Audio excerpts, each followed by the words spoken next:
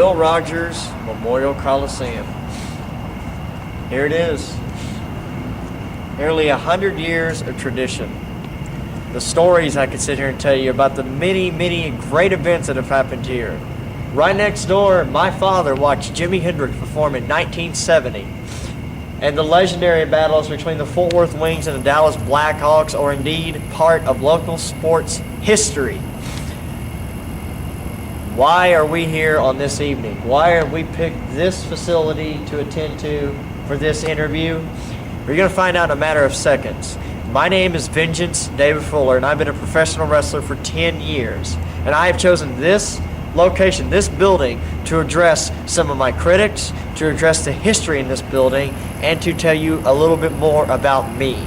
So, we're going to go inside, and I'm going to introduce you people to a part of the past, the great present, and the future of professional wrestling in Texas. Here we are, folks. Will Rogers Coliseum. Right here, A4. The history of this building is just unparalleled. You go back to the days of Fritz Von Erich and Johnny Balance had wrestling in this very building. Of course, the Von Erichs and the Freebirds of world class. The names of this building are synonymous. The legends that have passed through this place are synonymous.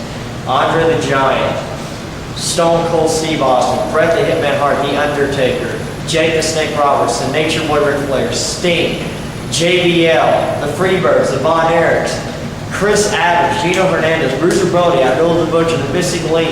They have all come through this building. I remember my first memory coming here was in 1989, World Class Championship Wrestling.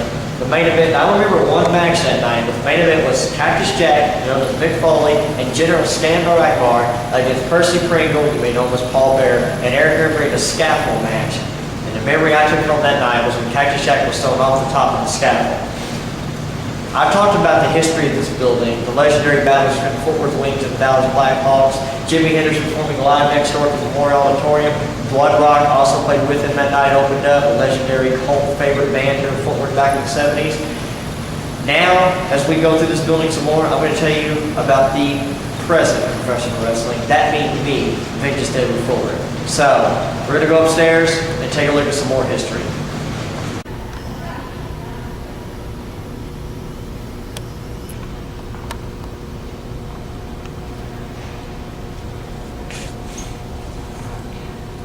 Wrestling has not been in this building for 10 years. Last time they were here, World Wrestling Entertainment had a house show. Bret the Hitman Hart was the champion that night. Stone Cold Steve Austin was out with a neck injury. And JBL was in the opening match against Los Pericos. We've gone over the past of this great facility. Why have I chosen this building to address you tonight? It's very simple, ladies and gentlemen.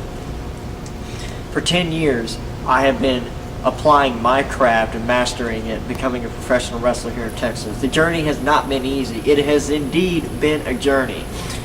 Where did I begin? Did I begin in a facility like this? Did I have the resources to begin my career in a facility like this? No. I started in a backyard with a national organization called Insane Hardcore Wrestling with two of my best friends at the time, and we worked our tails off to get a little bit of recognition. Everybody then wanted to come move in after we had done all the work, move in and horn in on our action. Some of those guys today are still in the game. Some of them have done what they're going to do and retired. Rodney Mack, Red Dog, went on to the WWE. Jazz is a former two-time WWE Women's Champion. Brian Kendrick is a current superstar on Monday Night Raw with Paul London. The Necro Butcher has went on to become the king of the death matches here in the United States. Other guys, such as Chris Wolf, a five-time IWGP champion, is perfectly happy at home with his family. Other guys were going to be big superstars and were too good for the IWGP. They are sitting at home with a dream unfulfilled. That just leaves me, Vengeance David Fuller. For the past 10 years, I have been applying my craft, and I've been criticized because I didn't come into business the right way. Well, that's fine, ladies and gentlemen. I have done everything else any other professional wrestler would have done.